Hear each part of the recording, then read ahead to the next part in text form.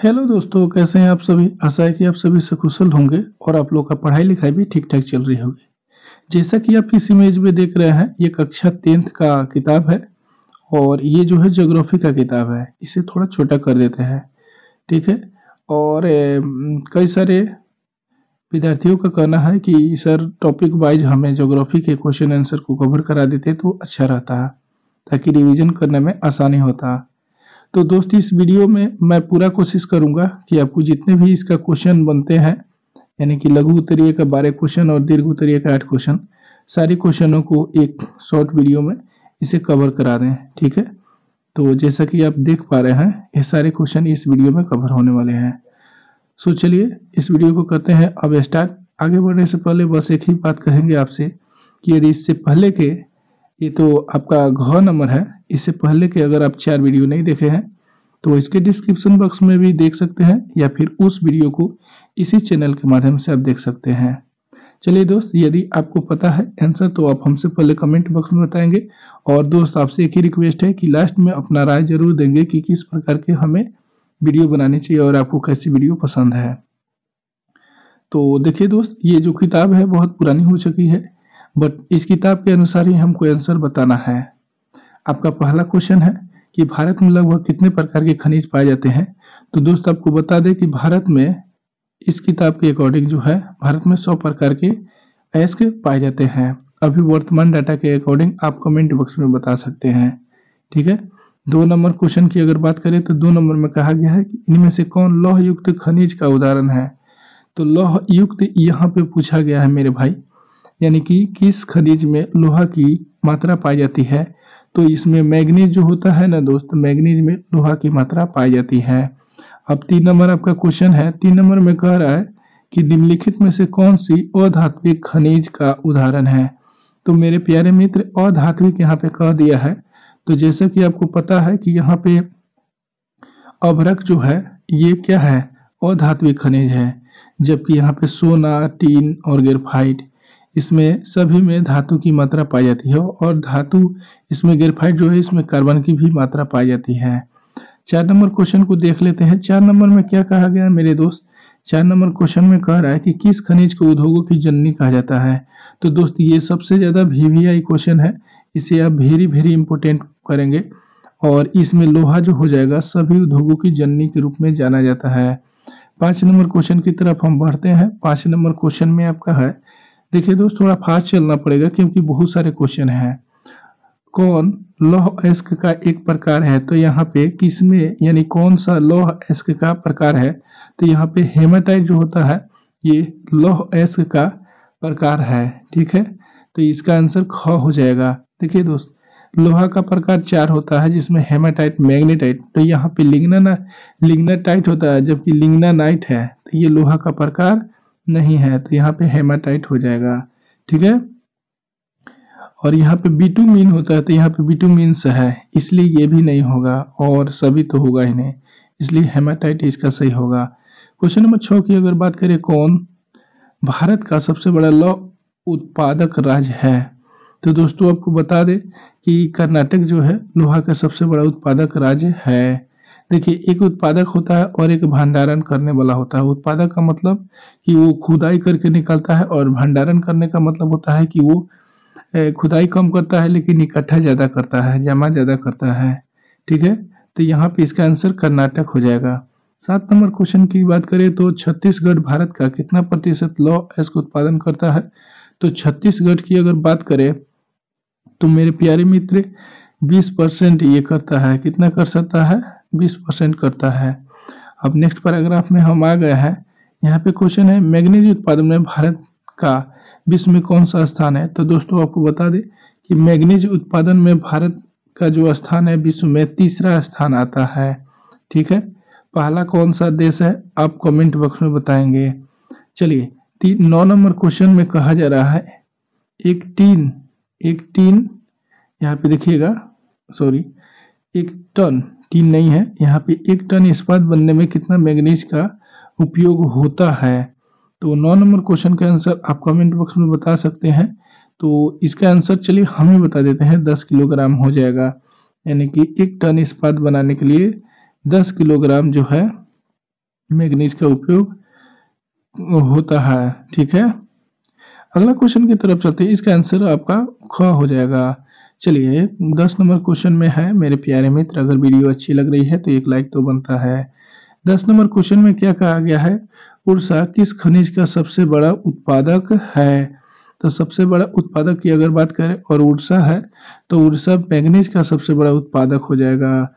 अगला क्वेश्चन है मेरे भाई 11 नंबर में क्या कहा जा रहा है, एल्युमिनियम बनाने के लिए किस खनिज का आवश्यकता पड़ती है।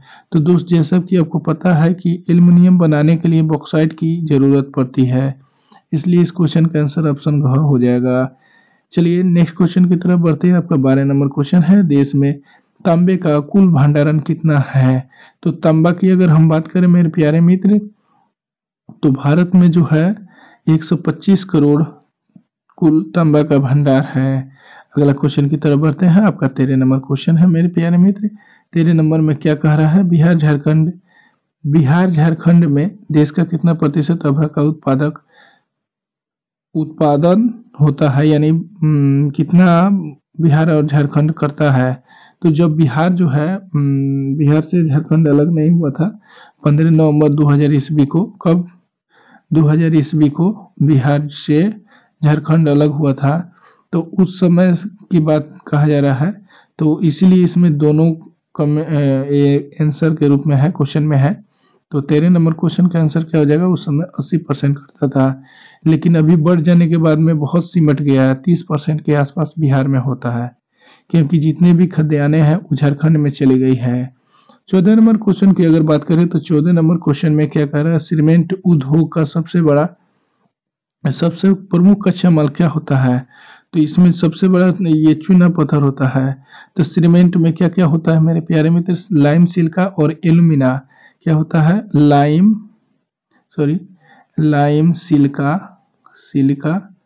सिलिका और एल्यूमिना भी होता है। क्या होता है मेरे भाई, एल्यूमिना। ठीक है, एल्यूमिना इसमें 3 प्रकार के कच्चे पदार्थ के रूप में होता है, लेकिन आपको चूना पत्थर यहाँ पे हो जाएगा और चूना पत्थर। ठीक है, चलिए दोस्त अब आते हैं आपका लघु उत्तरीय क्वेश्चन पे आ गए हैं। तो देख लीजिए पहले मेरे प्यारे मित्र, ये लघु उत्तरीय क्वेश्चन है आप अच्छे तरीका से, ताकि मैंने टाइप जो किया है, टाइप करने में बहुत समय लगा है मेरे प्यारे मित्र, इसलिए एक लाइक तो बनता है दोस्त, और अपने दोस्तों को भी इस चैनल से जरूर जोड़ें। अब तक अगर सब्सक्राइब नहीं किए हैं तो कर लीजिए मेरे मित्र, ऐसे बहुत सारे क्वेश्चन आंसर आपको मिलेंगे। और नेक्स्ट वीडियो में अगर हमारे दोस्तों का कहना होगा कि लाइव आकर के इस क्वेश्चन को याद करा दीजिए, तो मैं वो भी कराऊंगा। चलिए दोस्त, इस खनिज क्या है। तो खनिज की अगर बात करें तो खनिज निश्चित अनुपात में रासायनिक और भौतिक विशिष्टताओं के साथ निर्मित एक प्राकृतिक पदार्थ होता है। यानी कि इसमें क्या होता है, रासायनिक और भौतिक ये दोनों मिलकर के एक प्रकार का एक निश्चित पदार्थ बनाते हैं। और दूसरे शब्दों में बताएं कि खनिज जो होता है निश्चित रासायनिक संयोजक एवं विशिष्ट आंतरिक आणविक संरचना वाले ठोस प्राकृतिक पदार्थ को ही खनिज कहा जाता है। यानी कि इसमें होता क्या है मेरे मित्र, ध्यान से देखिएगा कि वैसा पदार्थ जिसमें रासायनिक और भौतिक क्रिया करके एक प्रकार का अन्य धातु बनाया जाता है, उसे खनिज कहा जाता है। सिंपल शब्दों में आप ऐसे याद कर सकते हैं कि वैसा पदार्थ जिसे रासायनिक और भौतिक प्रक्रिया करके एक अन्य पदार्थ बनाया जाता है, उसे हम खनिज कहते हैं। मतलब वो धातु बन जाता है, और इस खनिज से, यानी कि जिस पदार्थ से हम एक अन्य धातु का निर्माण करते हैं, उस पदार्थ को जिससे हमने कोई सामान बनाया है, उसे हम क्या कहते हैं, उसका कच्चा माल को ही हम खनिज कहते हैं। आशा है कि क्वेश्चन आप समझ गए होंगे। चलिए 2 नंबर देखिए, 2 नंबर में क्या कह रहा है, धात्विक खनिज के 2 प्रमुख उदाहरण बताना है। तो उसकी पहचान करके, ये कठोर और चमकीले होते हैं, क्योंकि धातु जो होता है उसकी अपनी चमक होती है। धातु किसे कहती है कि वैसा पदार्थ जिसकी अपनी चमक होती है उसे हम क्या कहते हैं, धातु कहते हैं। ठीक है, ये क्या होती है, इसकी और गुण है कि ये कठोर होते हैं और चमकीले होते हैं, और इसे गलाने पर धातु प्राप्त किए जा सकते हैं। इसलिए इसे धात्विक खनिज के नाम से भी जाना जाता है। ठीक है, 2 नंबर क्वेश्चन को ध्यान से आप समझेंगे, हमें लगता है कि आप लोग को समझ में नहीं आया है। देखिए, धात्विक खनिज और अधात्विक खनिज अलग अलग प्रकार के होते हैं। जिसमें धातु की मात्रा पाई जाती है वो धात्विक खनिज है, जिसमें धातु की मात्रा नहीं पाई जाती है उसे अधात्विक खनिज।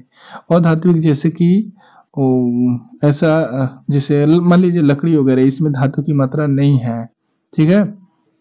लेकिन जिसमें धातु की मात्रा है जैसे तांबा, बॉक्साइट वगैरह, ये सभी क्या है, ये धात्विक खनिज के रूप में आता है। कोयला। चलिए अब यहाँ पे देखिए, इसमें यहाँ पे दोस्तों अगर हम बात करें कि धात्विक खनिज के प्रकार के बारे में, तो ये क्या होता है, ये चमकीले होते हैं और इससे गलाने पर धातु प्राप्त हो सकते हैं। तो इसका 2 नंबर का आंसर ये हो जाएगा। चलिए मेरे भाई 3 नंबर की तरफ चलते हैं। 3 नंबर में कहा जा रहा है खनिज की विशेषता क्या होती है, इसके बारे में बताना है। तो देखिए दोस्त, खनिजों का विवरण समान होता है, ठीक है। अधिक गुण वाले खनिज कम तथा कम गुण वाले खनिज अधिक मात्रा में पाए जाते हैं। खनिज सामान्यतः मतलब ये क्या होती है, समाप्त होने वाली संसाधन होती है।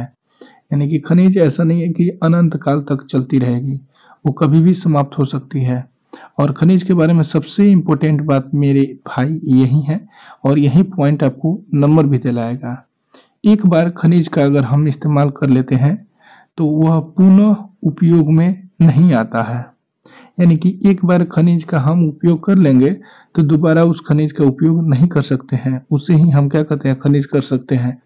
इसलिए खनिज की संरक्षण करना बहुत जरूरी होता है। तो आशा है कि ये क्वेश्चन नंबर 3 को अच्छे तरीका से आप समझ गए हैं। और 4 नंबर क्वेश्चन देखिए मेरे भाई और लाइक करिए। लौह अयस्क के प्रकार के बारे में बताना है। तो लौह अयस्क अभी आपको बताया था ना वहाँ पे क्वेश्चन, ऑब्जेक्टिव क्वेश्चन में, तो वही क्वेश्चन है। तो लौह अयस्क के प्रकार देखिए, यहाँ पे 3 प्रकार आपको दिया गया है, हेमाटाइट, मैग्नेटाइट और लिम्नोनाइट, ठीक है। तो ये क्या होता है, इसका उपनाम जो है, यहाँ पे ये ऑब्जेक्टिव क्वेश्चन में पूछा जाएगा कि किस खनिज का उपनाम लाल अयस्क है, काला अयस्क है, पीला अयस्क है।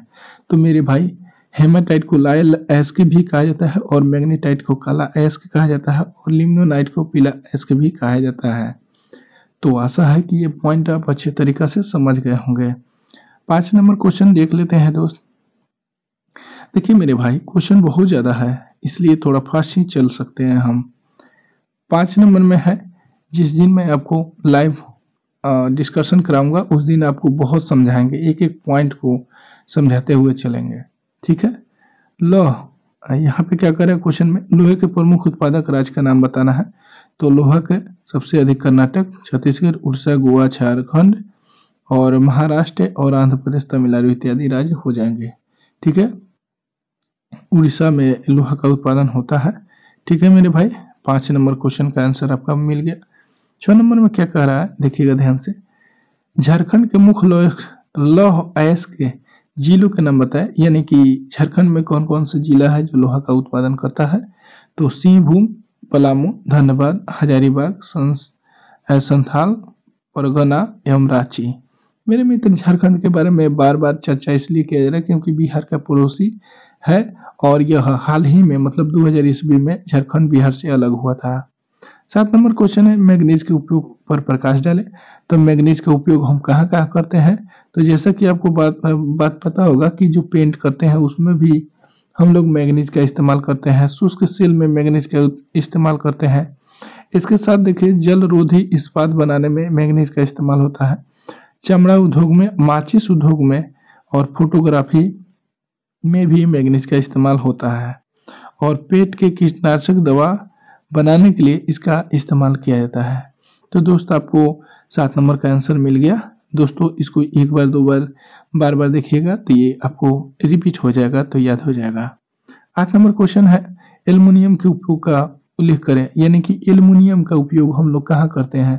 तो जैसा कि आपको पता है कि समान रूप से एल्युमिनियम के कुछ बर्तन भी बनाए जाते हैं, ठीक है। तो बर्तन बनाने में भी इसका इस्तेमाल होता है। चलिए इसे देख लेते हैं। वायुयान निर्माण में किया जाता है क्योंकि एल्युमिनियम क्या होती है, हल्की धातु होती है। विद्युत उपकरण के निर्माण में इसका इस्तेमाल किया जाता है और घरेलू सामान, सजावटी के सामान बनाने में इसका इस्तेमाल किया जाता है। और यहाँ पे बर्तन होगा मेरे भाई, तो बान बनाने में, यानी यहाँ पे बर्तन बनाने में, बर्तन आप लिख लीजिएगा, ठीक है। बर्तन बनाने में इसका इस्तेमाल होता है। और सीमेंट, सफ़ेद सीमेंट तथा रासायनिक वस्तुएं भी बनाया जाता है। सफ़ेद सीमेंट का मतलब है जैसे कि आप पीओपी समझ सकते हैं, उसका उसे बनाने में इसका इस्तेमाल होता है। नेक्स्ट क्वेश्चन की तरफ हम आ चुके हैं मेरे प्यारे मित्र दोस्त। आशा करते हैं कि यह वीडियो आपको जरूर हेल्पफुल लग रही होगी। अभ्रक का उपयोग क्या है? तो अभ्रक का उपयोग की अगर बात करें तो इलेक्ट्रॉनिक उद्योग में इसका इस्तेमाल किया जाता है। आयुर्वेदिक दवा बनाने के लिए अभ्रक का इस्तेमाल किया जाता है। और विद्युत रोधक या फिर विद्युत उपकरण बनाने में अभ्रक का इस्तेमाल किया जाता है। 10 नंबर में चूना पत्थर की क्या उपयोगिता है? तो सबसे पहले तो आप जानते हैं कि सीमेंट बनाने में इसका इस्तेमाल होगा। और इसके अलावा जो जैसे कि चूना पत्थर का उपयोग जो होता है ना, जैसे प्लास्टर करने में, जैसे हड्डियाँ टूट जाती है शरीर के, तो उसमें इस्तेमाल किया जाता है चूना पत्थर का। इसके अलावा लौह इस्पात बनाने में, उर्वरक उद्योग में, कागज और चीनी उद्योग में भी इसका इस्तेमाल होता है। चीनी उद्योग में इसका इस्तेमाल होता है, ये जान लीजिएगा, ध्यान से रहे। कागज उद्योग में भी इसका इस्तेमाल होता है। और समान रूप से प्लास्टर करने के लिए जो डॉक्टर है वो भी करते हैं। तो दोस्त 11 नंबर आपका क्वेश्चन है, खनिज की मुख्य, यहाँ पे मुख्य होगा, मुख्य विशेषताओं के बारे में बताना है। तो दोस्त इसका आंसर है, बड़े ही अच्छे तरीका से मैंने इसे सजा करके लिखा है। खनिज का विवरण असमान होता है, क्योंकि आपको पता है कि हर जगह खनिज एक समान मात्रा में नहीं निकलती है और भारत के हर राज्यों में खनिज की उपलब्धता भी नहीं है, ठीक है। तो यहाँ पे आंसर होगा कि खनिज का वितरण जो है हमारे देश में हर जगह एक समान नहीं है। खनिज गुणवत्ता वाले खनिज कम तथा कम गुणवत्ता वाले खनिज अधिक मात्रा में पाए जाते हैं, यानी कि जो अधिक मूल्यवान होता है वो क्या होता है, कम मिलता है, और कम मूल्यवान अधिक मिलते हैं। यानी कि जिसके निकालने में ज़्यादा खर्चा लगती है वो क्या होता है, वो अधिक मिल जाता है। और जिसके निकालने में वो क्या नाम है कि खर्चा भी कम लगे, वो क्या होती है, उसको निकालने में आसानी से भी निकाला जा सकता है। देखिए यहाँ पे पॉइंट्स क्या कह रहे हैं, खनिज का विवरण असमान होता है, अधिक गुण वाले खनिज कम और कम गुण वाले खनिज अधिक मात्रा में पाए जाते हैं, ठीक है। खनिज समाप्त होने वाला संसाधन है, जैसे कि आपको पहले के क्वेश्चन में ही मैंने बता दिया है, समाप्त होने वाली संसाधन है। एक बार इसका उपयोग करेंगे तो दोबारा इसका उपयोग नहीं कर सकते हैं, अतः इसकी संरक्षण कितनी जरूरी है ये आप समझ सकते हैं। 12 नंबर क्वेश्चन है और शायद इससे लघु तरीके का लास्ट ही क्वेश्चन होगा ये। 12 नंबर में कहा जा रहा है कि खनिजों के संरक्षण एवं प्रबंधन से आप क्या समझते हैं? तो मेरे भाई इसका आंसर थोड़ा सा लॉन्ग है, लेकिन आप समझने की कोशिश करिए। देखिए, खनिज क्षारीय एवं अनवीकरणीय संसाधन है, क्योंकि आप पृथ्वी के भूगर्भ से निकालते हैं और बहुत समय से, प्राचीन काल से ही लगभग इसका निकाला जा रहा है और यूज भी हो रहा है। इसकी मात्रा सीमित है, ठीक है। इसका पुनर्निर्माण असंभव है, यानी कि हम खनिज को पुनर्निर्माण नहीं कर सकते हैं। एक बार यूज करेंगे उसके बाद में दोबारा उसका यूज नहीं कर सकते हैं। खनिज उपयोग के आधार है, यानी खनिज जो होता है उद्योग का आधार भी माना जाता है। हर उद्योग में खनिज का इस्तेमाल होना ही होना है, बिना खनिज का उद्योग नहीं चल सकता। इसलिए तो उद्योगों की जननी कहा जाता है खनिज को, लोहा को, ठीक है। किंतु औद्योगिक विकास के लिए खनिज का अतीत से दोहन एवं उपयोग इसके अस्तित्व के संकट भी हैं। यानी कि जितना ज़्यादा मात्रा में खनिज को निकाल रहे हैं, उतनी ज़्यादा मात्रा में खनिज को अगर निकालेंगे तो ये हमारे पृथ्वी के लिए ही नहीं बल्कि मानव जीवन, जंतु जीवन के लिए भी हानिकारक साबित हो सकती है। अतः खनिजों का संरक्षण प्रबंधन आवश्यक है। खनिज संसाधन के विवेकपूर्ण उपयोग 3 बातों पर निर्भर करती है। सबसे पहली बात है, अब यहाँ से आप पॉइंट बना के लिखेंगे। पॉइंट नंबर 1, खनिजों के निरंतर दोहन पर नियंत्रण करें, उनका विवेकपूर्ण उपयोग करें, कच्चे मालों के रूप में सस्ते विकल्पों की खोज करें, ठीक है। 2 यहाँ पे लिख लेंगे और यहाँ पे 3 कर लेंगे, ये हो गया आपका पॉइंट, ठीक है। खनिजों पर नियंत्रण के अलावा इसके विकल्पों को खोजना, खनिज के अवशिष्ट पदार्थों को बुद्धिपूर्वक उपयोग करना, इसके अलावा परिस्थिति पर पड़ने वाले कुप्रभाव पर नियंत्रण करना, खनिज निर्माण के लिए चक्रीय पद्धति अपनाना, ठीक है। इसके अलावा उसका प्रबंधन भी करना। यदि खनिज के संरक्षण के साथ साथ प्रबंधन पर ध्यान दिया जाए तो खनिज जो होते हैं खनिज संकट से हम लोग निपट सकते हैं। तो इस क्वेश्चन से आपको ये जानकारियां मिली कि खनिज का संरक्षण करना कितना जरूरी है, इसलिए इसे ऐसा कहा गया है कि खनिजों के संरक्षण एवं प्रबंधन क्यों जरूरी है, उसके बारे में ये आपका हो गया। अब मेरे प्यारे मित्र, आपका मैंने 12 क्वेश्चन को कवर कर दिया है। आपको दिखा देते हैं कि लघु उत्तरीय क्वेश्चन का मैंने 12 क्वेश्चन कवर कर लिया है, जो कि खनिज के संरक्षण और प्रबंधन से आप क्या समझते हैं। और आपका दीर्घ उत्तरीय का पहला जो क्वेश्चन है, खनिज कितने प्रकार के होते हैं, प्रत्येक को उदाहरण परिचय दीजिए। अब इसे हम बारी बारी से बनाने का प्रयास करते हैं। तो यहाँ पे खनिज यहाँ पे हो गया। अब 12 नंबर क्वेश्चन से चलते हैं 1 नंबर पर, क्योंकि अब दीर्घ उत्तरीय का क्वेश्चन नंबर 1 होगा। क्वेश्चन नंबर फर्स्ट है आपका दीर्घ उत्तरीय, खनिज कितने प्रकार के होते हैं। तो देखिए, खनिज मुख्यतः 2 प्रकार के होते हैं, एक धात्विक खनिज और एक अधात्विक खनिज। अब मेरे प्यारे मित्र, बात यह है कि धात्विक खनिज को भी क और ख में डिवाइड किया गया है, ठीक है। तो सबसे पहले हम देख लेते हैं कि धात्विक खनिज वास्तव में होता क्या है। धात्विक खनिज, अब देखिए, जब धात्विक खनिज लिखिएगा ना तब उसमें ऐसे दे दीजिएगा, ठीक है। यहाँ पे मिसिंग हो गया है। देखिए दोस्त, टाइप न करना होता है, इसलिए थोड़ा टाइप करते करते आदमी थक जाता है। इन खनिज में धातु होती है, जैसे लौह अयस्क, तांबा, निकेल, मैग्नीज इत्यादि। इन्हें पुनः इसे 2 भागों में बांटा गया है, यानी जो धात्विक खनिज है ये 2 भागों में इसे बांटा गया है। सबसे पहले धात्विक खनिज का मतलब होता है कि वैसा खनिज जिसमें धातु की मात्रा पाई जाती है उसे धात्विक खनिज कहते हैं, जैसे तांबा, निकेल, मैग्नीज इत्यादि। लोहा को उद्योगों की जननी कहा जाता है, ये पॉइंट आपको याद रहनी चाहिए, इसे भूलनी नहीं है। प्यारे मित्र आगे चलते हैं। हमें इसका क जो है आपका, क पे ध्यान दीजिएगा। क है लौहयुक्त खनिज। अब लौहयुक्त खनिज, जिसमें लोहा की मात्रा पाई जाए। सिंपल सी बात है, जिन खनिज में लोहा का अंश अधिक मात्रा में पाई जाए उसे लौहयुक्त खनिज कहते हैं। जैसे लौह अयस्क, ये तो खुद ही लोहा पाया जाएगा। निकेल, टंगस्टन, इसमें लोहा की मात्रा पाई जाती है। दूसरी बात में अलोहयुक्त खनिज, यानी कि वैसा खनिज जिसमें लोहा की मात्रा नहीं पाई जाती हो, वैसा खनिज जिसमें लोहा की मात्रा नहीं पाई जाती हो उसे अलोहयुक्त खनिज के नाम से जानते हैं। या फिर बहुत कम मात्रा में पाई जाती हो उसे अलोहयुक्त खनिज कहते हैं। चलिए, जैसे सोना, चांदी, सीसा, बॉक्साइट, तांबा, ये सभी जो होते हैं इसमें लोहा की मात्रा नहीं के बराबर पाई जाती है, इसलिए अलोहयुक्त खनिज कहलाता है। और आपका दूसरा है अधात्विक खनिज।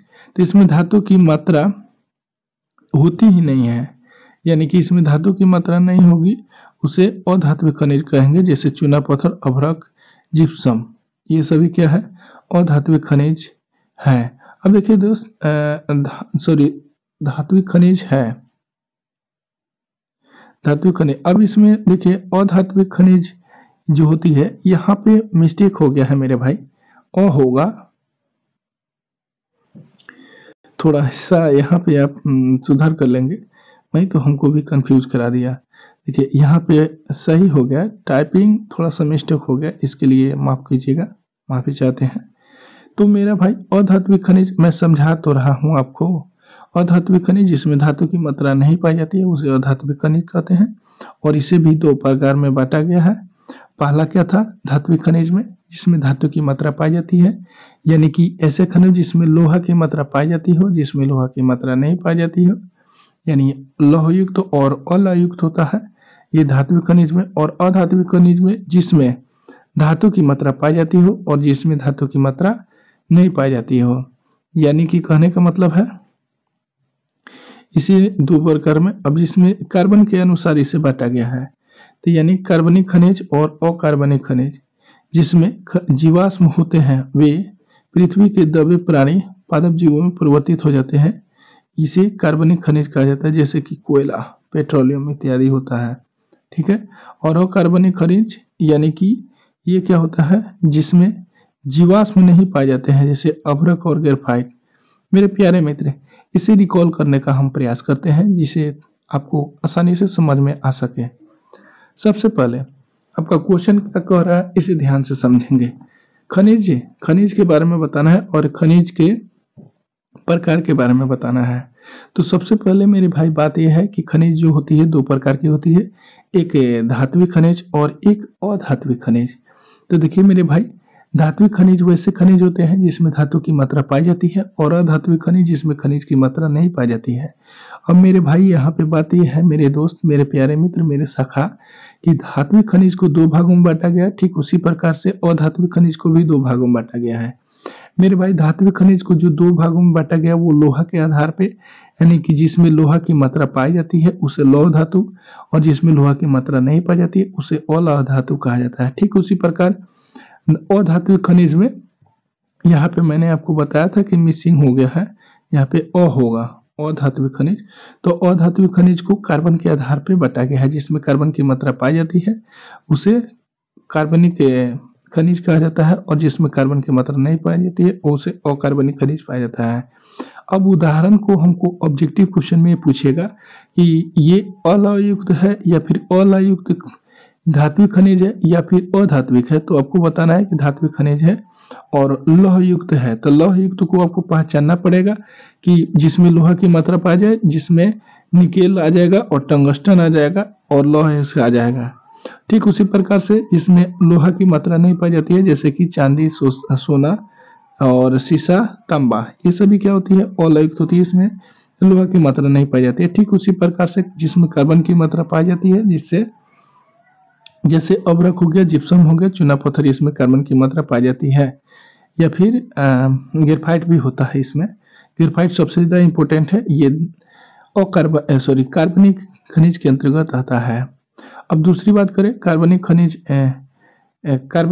और अकार्बनिक खनिज, इसमें देखिए जैसे कि अकार्बनिक खनिज की बात करें तो अभ्रक और ग्रेफाइट हो जाएगा।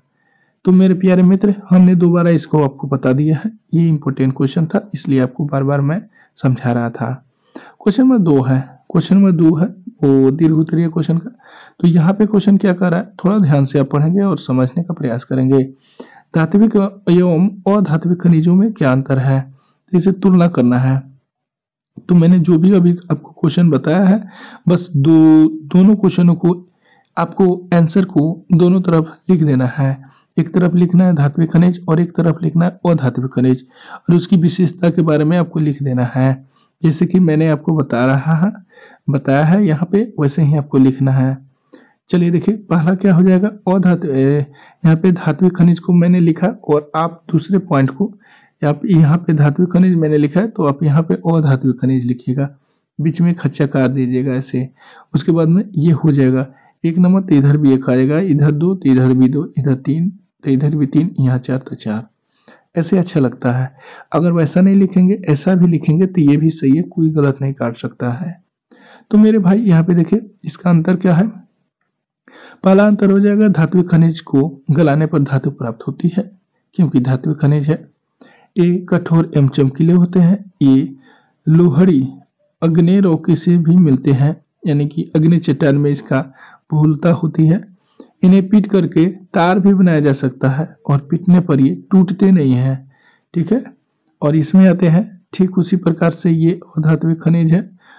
अधात्विक खनिज क्या होता है, गलाने पर इसे धातु प्राप्त नहीं किया जाएगा, क्योंकि अधात्विक खनिज है, इसे अपनी चमक होती है। ठीक है, इसकी अपनी चमक होती है। यह प्राय परतदार चट्टानों में पाई जाती है, जैसे कि अवसादी चट्टान। ठीक है, इसे पीट करके तार नहीं बनाया जा सकता है, क्योंकि ये चूर चूर की आवाज करती है और ये चूर चूर हो जाती है, टूट जाती है। ठीक है, तो ये क्वेश्चन आप समझ गए हैं। अब नेक्स्ट क्वेश्चन की तरफ चलते हैं। आपका 3 नंबर क्वेश्चन है। देखिए मेरे भाई, ध्यान से समझने का प्रयास करिएगा, तो ये क्वेश्चन आपको याद नहीं करने पड़ेंगे। आपका 3 नंबर क्वेश्चन में है कि भारत की खनिज पट्टियों का नाम लिख करके उसके बारे में बताना है।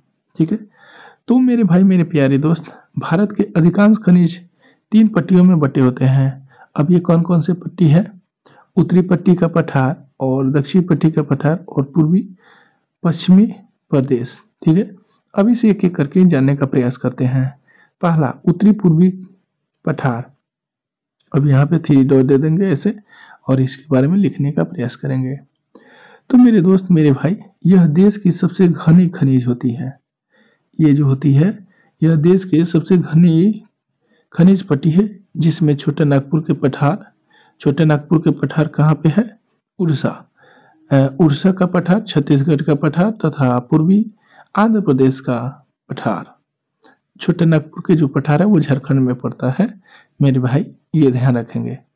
ठीक है, आंध्र प्रदेश का पठार अवस्थित है। इस पट्टी में लौह अयस्क, मैग्नीज, अभ्रक, बॉक्साइट, चूना पत्थर, यहाँ पे चूना होगा मेरे भाई, चूना पत्थर, डोलामाइट, तांबा, थोरियम, यूरेनियम, क्रोमियम, ये सभी जो खनिज होते हैं उत्तरी पूर्वी पठार में पाए जाते हैं। कहाँ पाए जाते हैं? उत्तरी पूर्वी पठार में पाए जाते हैं, जहाँ पे लोहा की, यहाँ पे क्या होती है? मैग्नीज, अभ्रक, बॉक्साइट, चूना पत्थर की प्रधानता होती है। ठीक है, अब देखिए अयस्क की इसमें मिलती रहती है। दूसरा बात करें अगर दक्षिणी पश्चिमी पठार की, तो इस पट्टी का विस्तार खंबात की खाड़ी से लेकर के अरावली की श्रृंखलाओं तक पाई जाती है। अरावली का मतलब हो गया जहाँ पे इधर है ना, क्या नाम है, कचकरण, तो कचकरण की तरफ मिलती है, गुजरात की तरफ, और ये राजस्थान की तरफ मिलती है। और ये खनिज इसमें कौन सी मिलती है? जैसे कि ये क्या होती है, जिसकी अपनी धात्विक खनिज पाई जाती है, जिसमें अपनी चमक होती है, जैसे कि चांदी, सीसा, जस्ता, तांबा, ये सभी खनिजें होती है दक्षिण पश्चिमी पठारी क्षेत्र में पाई जाती है। और बालू पत्थर और ग्रेनाइट, संगमरमर, जिप्सम, मुल्तानी मिट्टी, डोलामाइट, चूना पत्थर, नमक आदि इसी में मिलते हैं। ठीक है, चलिए दोस्त, आप अच्छे तरीका से समझते जाइए। हिमालय, अगर हिमालय की बात करें तो हिमालय एक अन्य खनिज पट्टी है जहाँ कुछ मात्रा में तांबा, सीसा, जस्ता, कोबाल्ट इत्यादि पाई जाती है। दोस्त, अगर हम आपको बताएं इसे शॉर्टकट आप लिखेंगे तो कैसे लिखेंगे? भारत में खनिज के मुख्यतः 3 प्रकार पाए जाते हैं, ऐसे लिखेंगे। उत्तरी पूर्वी पठार और दक्षिण पूर्वी पठार और उत्तर पश्चिमी प्रदेश। ठीक है, तो उत्तर पश्चिमी प्रदेश में आप हिमालय को रख देंगे और उसमें बता देंगे कि यहाँ पे जो होती है सीसा, जस्ता, कोबाल्ट इत्यादि पाई जाती है। और उत्तरी पूर्वी पठार में लिख देंगे कि इसमें देखिएगा, इसमें लौह युक्त धातु ही है। ठीक है, यहाँ पे तो मैंने आपको शॉर्ट ट्रिक बता दिया है कि लौह युक्त धातु उत्तरी पूर्वी पठार में कर दीजिएगा, और यहाँ पे यानी यहाँ पे जो है दक्षिण प्रदेश में, जैसे कि जिसकी अपनी चमक होती है, ये सभी जैसे चांदी, तांबा, ये सभी दक्षिण पूर्वी पठार में पाया जाता है। ऐसे याद करेंगे कि सबसे महंगी धातु दक्षिण पश्चिमी प्रदेश में पाई जाती है और थोड़ी सस्ती धातु जो है वो उत्तर पूर्वी प्रदेश में पाई जाती है। अगर ऐसे आप याद करेंगे तो आसानी से समझ में आ जाएगी। क्वेश्चन नंबर 4 आपका कह रहा है लौह अयस्क का वर्गीकरण कर उसकी विशेषताओं के बारे में लिखे। तो मेरे भाई, लौह अयस्क का वर्गीकरण जिसमें हेमाटाइट, मैग्नेटाइट, लिमोनाइट पाया जाता है। तो हेमाटाइट में 68% 68% लोहा का अंश होता है और यह लाल अयस्क भी कहा जाता है। वही पॉइंट है जो आपको लघु उत्तरीय में लिखा गया है, बस उसी क्वेश्चन को दीर्घ उत्तरीय में कन्वर्ट कर देना है, थोड़े से कुछ लाइन बढ़ा देना है। इसके बाद में मैग्नेटाइट है, इसे सबसे पहले इसमें 60% लोहा के अंश होते हैं और ये काला अयस्क कहा जाता है। भारत में सबसे ज्यादा इस्तेमाल होने वाला यही है। लिमोनाइट 40% लौह अयस्क का अंश पाया जाता है और पीला अयस्क भी इसे कहा जाता है। देखिए दोस्त, ये जो होता है इसमें लोहा की मात्रा कम मिलती है और इसका इस्तेमाल जो होता है भारत में ज्यादा मात्रा में यही पाया जाता है। ठीक है, लौह अयस्क उद्योग की जननी होती है जिसे आधुनिक सभ्यता की रीढ़ कहा गया है। क्या कहा गया है मेरे भाई? आधुनिक सभ्यता का रीढ़ की हड्डी। जब तक आपकी रीढ़ की हड्डी रहेगी तब तक आप चलते फिरते रहेंगे। ठीक उसी प्रकार से जब तक लोहा पाई जाएगी तब तक हमारी सारी उद्योगें चलती रहेगी। तो मेरे प्यारे दोस्त, अब क्वेश्चन नंबर 5 पे आ गया है। दोस्त, अगर आपको नींद लग रही है तो ये तो अच्छी बात नहीं है। उस नींद को त्यागिए और फिर पढ़ाई में लग जाइए। अगर आपको लग रहा है कि नहीं हमारी नींद ही जरूरी है, तो इसे वीडियो को बंद कर दीजिए, पॉज कर दीजिए, रोक दीजिए और पहले आंख धो के आइए। या फिर एक नींद लेके ही झपकी क्यों ले रहे हैं, थोड़ा मन लगा के पढ़ लीजिए ना, सुन लीजिए इस वीडियो को एक बार, उसके बाद में सो जाइएगा। भारत में लौह अयस्क के विवरण के बारे में आपको बताना है। तो क्वेश्चन में है, भारत में लौह अयस्क प्रायः सभी राज्यों में पाया जाता है, लगभग, परंतु यहाँ के कुल भंडार का 96%, देखिए 96% अकेले कर्नाटक करता है, जिसमें कर्नाटक, छत्तीसगढ़, उड़ीसा, गोवा, झारखंड राज्यों में सीमित है। यानी कि 1, 2, 3, 4, 5 राज्यों में 96% कोयला पाया जाता है, जिसमें कर्नाटक, छत्तीसगढ़, गोवा, उड़ीसा और झारखंड शामिल है। बाकी के जो 4% खनिज है, मतलब लोहा है, वो शेष तमिलनाडु, आंध्र प्रदेश, महाराष्ट्र या फिर अन्य राज्यों में पाया जाता है। शॉर्टकट में आप कैसे लिखेंगे मेरे भाई कि भारत में लोहा की विवरण जो है, भारत में लोहा का विवरण निम्नलिखित प्रकार से है। पहला, भारत में लोहा प्राय सभी राज्यों में थोड़ा बहुत पाया जाता है, लेकिन 96% जो है इन्हीं 5 राज्यों में पाया जाता है, जिसमें कर्नाटक, छत्तीसगढ़, गोवा, उड़ीसा और झारखंड शामिल है। बाकी के 4% जो है तमिलनाडु, आंध्र प्रदेश, महाराष्ट्र तथा अन्य राज्यों में भी मिलता है। बस इतना ही आपको लिखना है, बाकी आपसे याद नहीं होगा। अगर हो जाता है तो अच्छी बात है। आप लिख सकते हैं कि भारत में 1950-51 में 42 लाख टन लोहा का उत्पादन हुआ था, जो कि 2004-5 में यह बढ़ करके 1427.1 लाख टन हो गया। अब देखिए मेरे भाई, कहाँ 42 लाख और कहाँ 1427 लाख, कितना गुना अधिक है। यानी 42 से आप भाग दे दीजिएगा तो पता चल जाएगा, ठीक है, भारी विकास हुआ है नहीं। अगला पॉइंट की अगर बात करें हम, कर्नाटक राज्य भारत का लगभग 1/4 लोहा का उत्पादन करता है। ये देखिए, कर्नाटक राज्य में लोहा का उत्पादन सबसे ज्यादा होता है मेरे भाई। यहाँ बेल्लारी, देखिए बेल्लारी एक क्षेत्र है, वहां पे होता है। हासपेट सुदूर क्षेत्रों में लोहा अयस्क की खाने हैं। छत्तीसगढ़ देश का दूसरा सबसे बड़ा लोहा उत्पादक राज्य माना जाता है, जो देश का करीब 20% लोहा का उत्पादन करता है। इस पॉइंट को भी याद रखेंगे। इसके बाद में ये जो पॉइंट्स है, दांतेवाड़ा जिले का बेलाडीला तथा दुर्गा जिले के डली हाजरा होता है, ये प्रमुख उत्पादक है। रायगढ़, इसमें देखिए दोस्त, आपको इतना ज्यादा याद नहीं करना है, बस यहीं तक आपको याद करना है, ठीक है। कहाँ तक याद करना है मेरे भाई, उत्पादक राज्य है, बस 20% तक। बाकी आप नहीं भी याद करेंगे तो भी काम चल जाएगा, लेकिन आप चाहते हैं कि नहीं हम अच्छा स्कोर करें, तो आपको पूरे तरीका से समझना पड़ेगा, ठीक है। अब आगे बढ़ते हैं मेरे भाई। महाराष्ट्र में लौह अयस्क की खानें चंद्रपुर, रत्नगिरी और भंडारन जिलों में स्थित है। भंडारा जिला, ठीक है।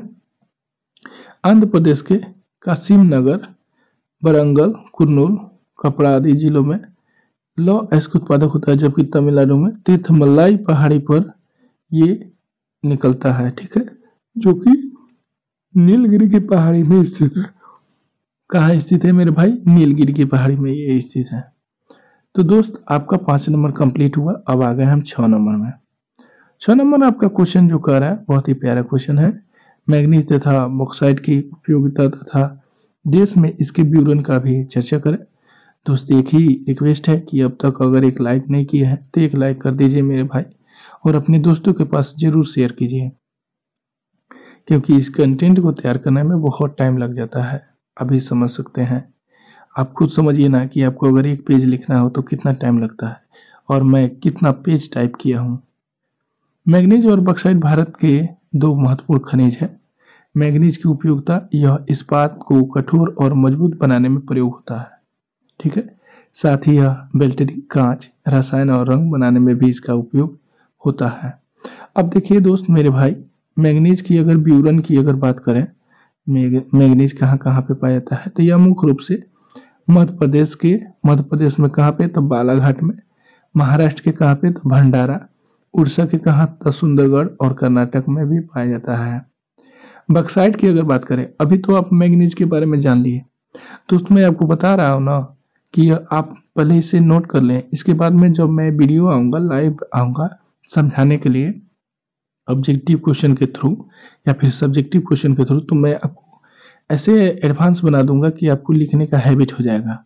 आपको 5 मिनट दूंगा क्वेश्चन के लिए और आप खुद लिखिएगा, उसके बाद में मैं समझाऊंगा, फिर लिखवाऊंगा। एक ही क्वेश्चन को 2-3 बार कराऊंगा तो वो क्वेश्चन क्यों नहीं क्लियर होगा। लेकिन दोस्त आप सभी से एक ही रिक्वेस्ट है कि आप इस चैनल को अपना एक सपोर्ट दें और वीडियो को पूरा वॉच करें, ठीक है। बॉक्साइट की उपयोगिता की अगर हम बात करें तो बॉक्साइट से एल्युमिनियम धातु प्राप्त होती है। सबसे बड़ी इंपॉर्टेंट बात है, जिस प्रकार से लोहा का उपयोग हमारे यहाँ ज्यादा होता है उसी प्रकार से एल्युमिनियम का भी उपयोग होता है, जिसका उपयोग विमान उद्योग में, विमान, विद्युत तार, वाहन और रसोई घर के बर्तन बनाने में इसका इस्तेमाल होता है। अब देखिए ये कहाँ मिलता है, बेलाडीला देख रहे हैं, बेलाडीला में भी मिलता है। अब देखिए यह झारखंड के होलाडाल में, उड़ीसा के कलाहंडी में और छत्तीसगढ़ के कोरबा में यह मिलता है। दोस्त ये सभी क्वेश्चन है ना, ये हर एग्जाम में पूछते हैं, जरूरी नहीं है कि सिर्फ और सिर्फ आपका 10th में ही पूछा जाएगा, ये हर कॉम्पिटिटिव एग्जाम में भी पूछा जाता है। चलिए मेरे भाई, अगर हम बात करें, दोनों खनिज भारत के औद्योगिक विकास के अत्यंत ही आवश्यक है। क्यों? एक लोहा और एक ये बॉक्साइट, ठीक है। तो मैग्नीज भी जरूरी है और ये भी है। लोहा तो जननी होती है, लेकिन ये दोनों खनिज भी औद्योगिक के लिए अत्यंत उपयोगी माना जाता है। तो 7 नंबर क्वेश्चन मेरे प्यारे दोस्त देखिए। क्यों बाबू, आपको नींद आ रही है क्या? अरे नींद को भगा लीजिए मेरे दोस्त। शायरी मुझे नहीं आती है, ठीक है, नेक्स्ट वीडियो में मैं उसकी भी व्यवस्था करूंगा। अभी तो नींद त्याग दीजिए, आप पढ़ लीजिए मेरे भाई। अभ्रक की उपयोगिता देखिए ना क्या कह रहा है। हाँ मैं मानता हूँ थोड़ा लंबी वीडियो हो गई है, बट क्या करें, वीडियो बनानी पड़ती है ना आप लोग के लिए। दोस्त अभ्रक को देख लेते हैं, फिर बातें करेंगे। एक महत्वपूर्ण खनिज है अभ्रक। क्या है? एक महत्वपूर्ण खनिज है जो बिजली और तार का अच्छा ताप का सॉरी यहाँ पे ताप है, ताप का अच्छा रोधक होता है। इसका उपयोग विद्युत उद्योग में, तार बनाने में, मोटरों के ट्रांसफार्मर में और अन्य विद्युत उपकरण बनाने में इसका इस्तेमाल किया जाता है, ताकि बिजली का रिसाव न हो, ठीक है। इसके अलावा अभ्रक का उपयोग सौंदर्य मतलब जो सुंदरता की वस्तु होती है उससे बनाया जाता है। पर प्रसाधन यानी कि पेंट में, वॉशिंग में और कांच उद्योग में भी इसका इस्तेमाल किया जाता है। यह चमकदार परतें, सजावट की वस्तु बनाने में अभ्रक का इस्तेमाल करते हैं, ठीक है। अगर इसका विवरण की अगर बात करें, भारत में अभ्रक के प्रमुख भंडार कहाँ मिलते हैं? तो झारखंड, बिहार, राजस्थान और आंध्र प्रदेश में मिलते हैं। सबसे ज्यादा मात्रा में कहाँ मिलता है? तो झारखंड के झरिया वाले क्षेत्र में ये ज्यादा मात्रा में मिलता है। और उसके बाद में गिरिडीह, झारखंड के गिरिडीह में भी मिलता है। बिहार में कहाँ पे मिलता है? तो गया में मिलता है, नवादा में मिलता है और राजस्थान के अजमेर में, उदयपुर में मिलता है। अगर हम बात करें आंध्र प्रदेश में कहाँ कहाँ मिल रहा है, तो नेल्लोर जिला में मिलता है, ठीक है। यानी कि अभ्रक कहाँ कहाँ पे मिलता है? तो बिहार में मिलता है, राजस्थान में मिलता है, झारखंड में मिलता है। और इसके पॉइंट पूछ दे कि बिहार में कहाँ मिलता है? तो गया, नवादा में मिलता है। राजस्थान में कहाँ मिलता है? अजमेर, उदयपुर में मिलता है। आंध्र प्रदेश के नेल्लोर जिला में मिलता है। बस इतनी पॉइंट आपको 2-3 बार रिवीजन करेंगे तो याद हो जाएगी।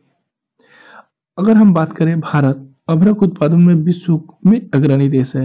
यानी ये आप कह सकते हैं कि अभ्रक उत्पादन में भारत आत्मनिर्भर देश है और यहाँ निकला अभ्रक अनेक देशों में भी निर्यात किया जाता है। ये भारत के लिए अच्छी बात है।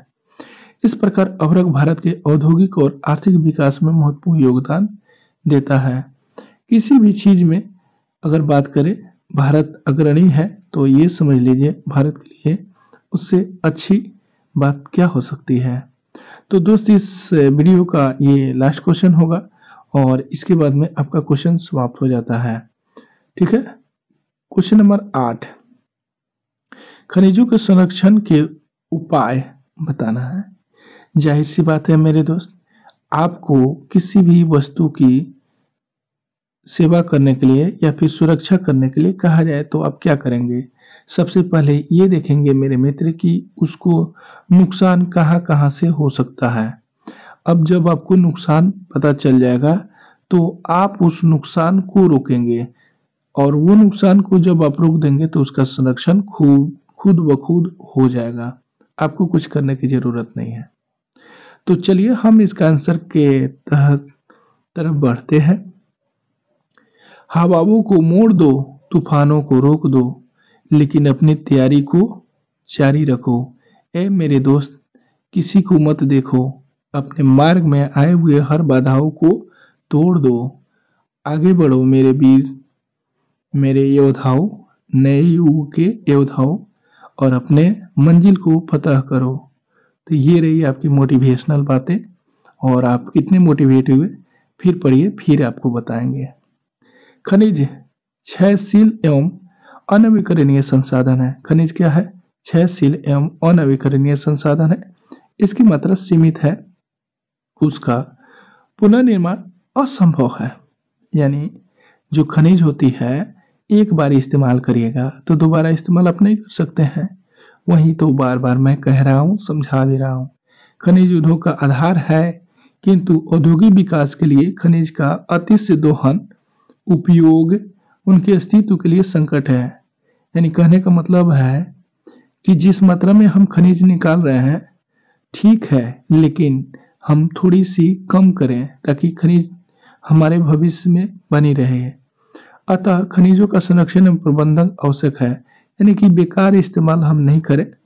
खनिज संरक्षण के विवेकपूर्ण उपयोग 3 बातों पर निर्भर करती है। अब आपको शुरू के क्वेश्चन में मैंने बताया था, ठीक उसी प्रकार से 1 2 3 करके आप लिखेंगे। पहला, खनिजों को निरंतर दोहन पर नियंत्रण करें। दूसरा, उनका विवेकपूर्ण उपयोग करें।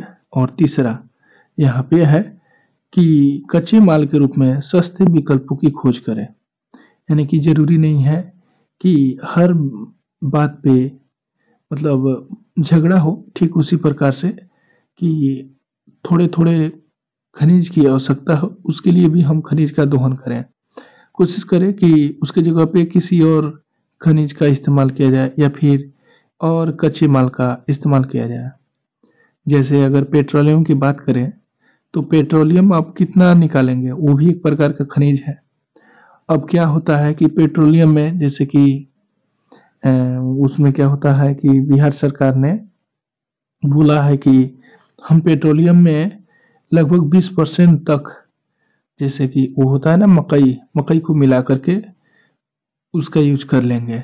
तो वैसे ही हम उत्पादक वस्तुओं को भी इस्तेमाल करेंगे तो खनिज की बचत होगी। आगे अगर हम बात करें, खनिज पर नियंत्रण के अलावे इसके विकल्प को खोजना पड़ेगा। खनिजों की अवशिष्ट पदार्थों को बुद्धिमत्ता पूर्वक उपयोग भी करनी पड़ेगी। परिस्थिति पर पड़ने वाले कुप्रभाव को नियंत्रण करना पड़ेगा। इसके अलावा खनिज निर्माण के लिए चक्रीय पद्धति को अपनाना पड़ेगा। यानी कि एक बार खनिज इस्तेमाल तो कर लिए, दोबारा तो नहीं कर सकते हैं, बट उसके अवशिष्ट को शायद किसी काम में लाया जा सकता है। उसे नए तकनीकी के उपयोग से ये भी करें। आगे देखिए, प्रबंधन कहलाता है, मतलब कि खनिज निर्माण के लिए यही चक्रीय प्रक्रिया उसका प्रबंधन कहलाता है कि किस प्रकार से आप उसके खनिज को हानि होने से बचा सकते हैं, वही प्रबंधन होता है। यदि खनिज के संरक्षण के साथ साथ प्रबंधन पर भी ध्यान दिया जाए तो खनिज का संकट से आसानी से निपटा जा सकता है। ठीक है दोस्त, तो ये आप सीखे कि खनिज को कैसे बचाया जा सकता है। और इस तरह से करके मैंने आपको पूरे 8 तक क्वेश्चन दीर्घ उत्तरीय का और 12 क्वेश्चन आपका लघु उत्तरीय का क्वेश्चन कवर करा दिया है। दोस्तों, अगर आप चाहते हैं कि सभी क्वेश्चन का PDF चाहिए तो आप हमारे टेलीग्राम चैनल से जुड़ सकते हैं। @124 @रामबाबू, बस इतना लिखिएगा। तो आप मेरे चैनल से जुड़ सकते हैं। ठीक है, तो आप वहाँ टेलीग्राम से जुड़ सकते हैं। ठीक है, अब देखिए मैं फिर मिल रहा हूँ अगले टॉपिक के साथ। और आपका जो ये घ है ना, ये क्या है मेरे भाई, ये आपका घ है। इसके बाद में अंगल ला देंगे और उसके बाद में क। इस तरह से करके मतलब अगले टॉपिक खनिज का ही है शायद, जो भी है कृषि है, कृषि है। ठीक है, हाँ हाँ मैं समझ रहा हूँ कृषि है। तो इस तरह से करके मैं आपका सारे टॉपिक को कवर करा दूंगा। तो दोस्तों लास्ट बात मैं एक ही कहूँगा कि वीर हो वीर बनो, एक कायर की भांति हर बात से पीछे मत हटो। और जय हिंद जय भारत कहते हुए मैं चलूँगा। लेकिन अगर अब तक आप एक लाइक नहीं किए हैं तो लाइक शेयर सब्सक्राइब करना ना भूलें और अपने दोस्तों को भी जोड़ें। नमस्कार, प्रणाम, सत श्री अकाल, आदाब, जय हिंद जय भारत, वंदे मातरम।